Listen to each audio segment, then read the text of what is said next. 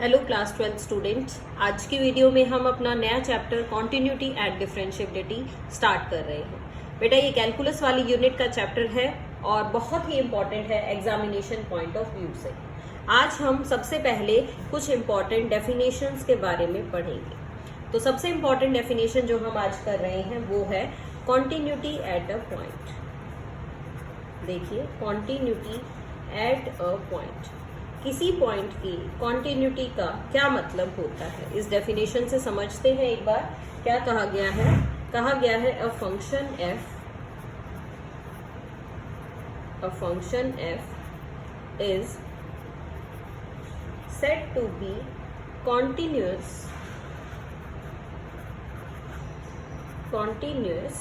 at point x is equal to a if, कब कहेंगे हम, if limit x tends to a f of x exists, अगर इसकी limit exist करती है and is equal to f of a, यानी limit exist भी करे और किसके इक्वल हो, जो पॉइंट पे उसकी वैल्यू है उस वैल्यू के इक्वल हो।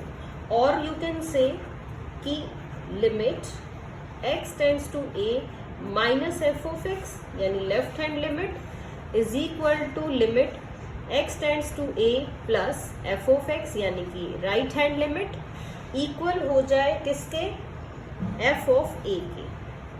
पॉइंट पे जो उस फंक्शन की वैल्यू होगी अगर उसी के इक्वल आ जाएगी, then what you will say that this function f is continuous.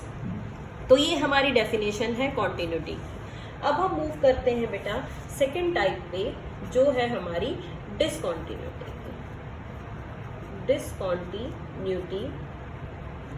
And its types.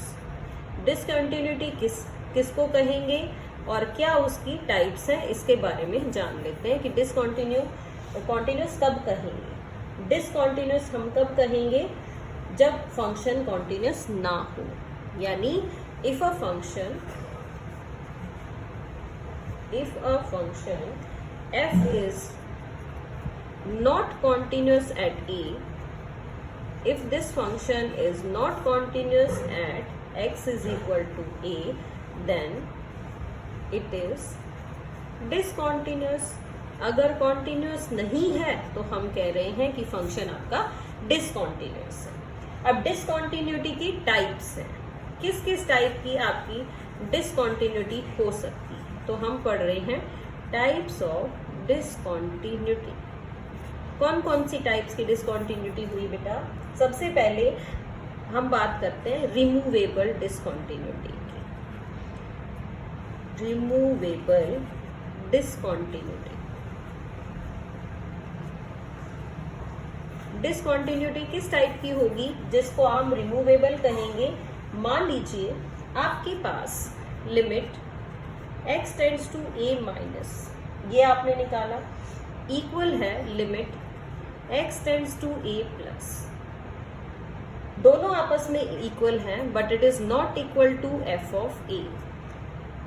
ये इक्वल नहीं आया वैल्यू ऑफ द फंक्शन के, तो इस फंक्शन को क्या कहेंगे, then this f is called, या f हैज रिमूवेबल डिसकॉन्टिन्यूटी। ऐसा क्यों कहा गया हमें, हम इसलिए कह रहे हैं क्योंकि लेफ्ट हैंड लिमिट और राइट हैंड लिमिट आपकी एग्जिस्ट कर रही है एंड इक्वल भी है, तो सिर्फ f ऑफ a आपका मैच नहीं कर रहा है उससे, तो हम इसको डिसकॉन्टिन्यूटी ऑफ फर्स्ट टाइप कहेंगे। ये कैसी है, removable discontinuity, sorry it is removable discontinuity. चलिए बात करते हैं इसकी फर्स्ट टाइप की। फर्स्ट टाइप में क्या होगा, फर्स्ट टाइप में बेटा ये कहा गया कि अगर आपकी लेफ्ट हैंड लिमिट, आपके फंक्शन की left hand limit right hand limit के इक्वल नहीं है, यानी LHL और RHL आपस में इक्वल नहीं है, तो क्या कहेंगे, it is of first kind. ये आपकी फर्स्ट टाइप हो जाएगी।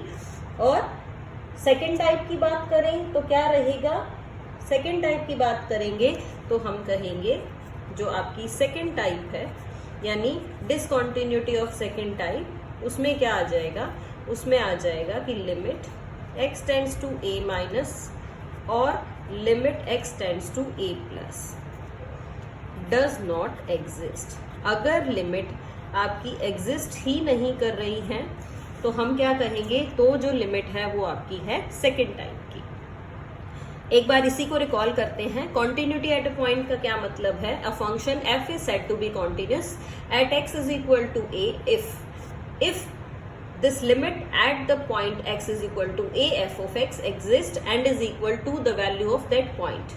Or in mathematical language what we can say that limit x tends to a minus f of x is equal to limit x tends to a plus f of x is equal to f of a. Continuous है तो left hand limit right hand limit equal आएंगी at and the value of the point is also same. अगर discontinuous है तो discontinuity किस type की होगी वो हमें देखना है। सबसे पहले डिसकॉन्टिन्यूटी है हमारी रिमूवेबल डिसकॉन्टिन्यूटी। रिमूवेबल कौन सी है, जिसमें left hand limit right hand limit के इक्वल होगी but value of the function के इक्वल नहीं आएगी, उसको कहेंगे रिमूवेबल डिसकॉन्टिन्यूटी। फर्स्ट टाइप क्या है, अगर left hand limit right hand limit के इक्वल नहीं है तो it is discontinuity of first type. And it is when it is of second type कि अगर दोनों में से कोई भी एक लिमिट आपकी एग्जिस्ट ही नहीं करती तो हम उसको कह रहे हैं कि वो डिसकॉन्टिन्यूटी ऑफ सेकेंड टाइप है, या यू कैन से it is discontinuity of the second kind. You can use the word type or kind according to your comfort. अब बात करते हैं बेटा कॉन्टिन्यूस फंक्शंस की। कुछ फंक्शंस हमारे ऐसे हैं जो ऑलवेज ही कॉन्टिन्यूस है। हमने कहा कॉन्टिन्यूस फंक्शंस, तो फटाफट देख लेते हैं कौन कौन से फंक्शंस कॉन्टिन्यूस होंगे जो हमेशा ही कॉन्टिन्यूस रहेंगे। सबसे पहले हमने बात की है फंक्शन है हमारा कांस्टेंट फंक्शन। जो कांस्टेंट फंक्शन है वो हमेशा अपनी डोमेन में या हमेशा हर पॉइंट पे ही ये कॉन्टिन्यूस होगा, एवरीवेयर कॉन्टिन्यूस है कांस्टेंट फंक्शन। सेकंड फंक्शन की तरफ मूव किया हमने, पॉलिनोमियल फंक्शन।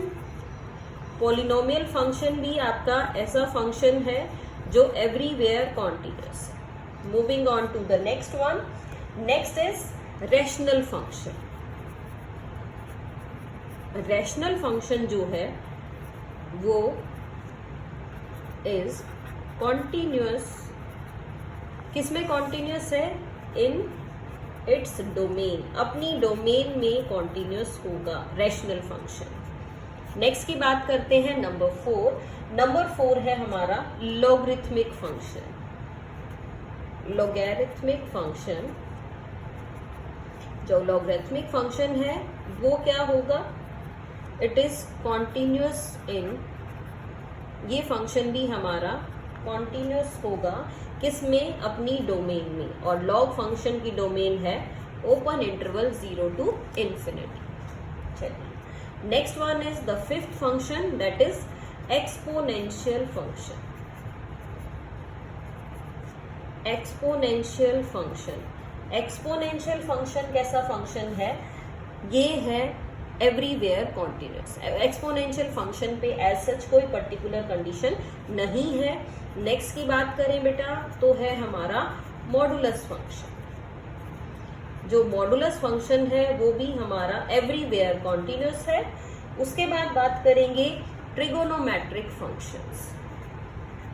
ट्रिगोनोमेट्रिक फंक्शंस, जो ट्रिगोनोमेट्रिक फंक्शंस हैं वो हैं they are continuous in their domain. ये फंक्शंस अपनी डोमेन में कॉन्टिन्यूस हैं। Constant function is always continuous, polynomial function is always continuous, rational function is continuous in its domain, log function is continuous on 0 to infinity, ये log function की domain होती है। Exponential function is everywhere continuous. In the same way, modulus function is everywhere continuous. Next one is trigonometric functions. Trigonometric functions भी कैसे functions हैं? They are continuous in their domain. ये अपनी domain में continuous होंगी। इसी के साथ साथ बहुत इंपॉर्टेंट चीज है, क्या है, रिजल्ट है if F and G are continuous functions. अगर f और g आपके पास दो कॉन्टिन्यूस फंक्शंस हैं, देन तो क्या होगा, f plus g, f minus g, f into g and f by g. साथ साथ हम लिखेंगे g नॉट इक्वल टू 0। ये हमारी रैशनल फंक्शन की कंडीशन होती है। इस तरह के जो फंक्शंस हैं दे आर ऑल्सो कॉन्टिन्यूस। ये फंक्शंस भी हमारे कॉन्टिन्यूस फंक्शन ही बनेंगे। इन फंक्शंस को भी हम क्या कहेंगे, कॉन्टिन्यूस फंक्शन ही कहेंगे। तो कॉन्टिन्यूस फंक्शन का हमें पता चल गया कौन कौन से फंक्शंस कॉन्टिन्यूस होते हैं और कहाँ कहाँ वो कॉन्टिन्यूस हो सकते हैं। तो कॉन्टिन्यूटी चेक करेंगे हम क्वेश्चंस के अंदर। देखिए स्टार्ट करते हैं इन्हीं रिजल्ट्स के ऊपर बेस्ड एक्सरसाइज 5.1। उस एक्सरसाइज में जो आपके क्वेश्चंस रहेंगे वो किस टाइप के रहेंगे वो हम नेक्स्ट वीडियो में डिस्कस करेंगे। So students, that's all for today. Thank you so much and keep learning.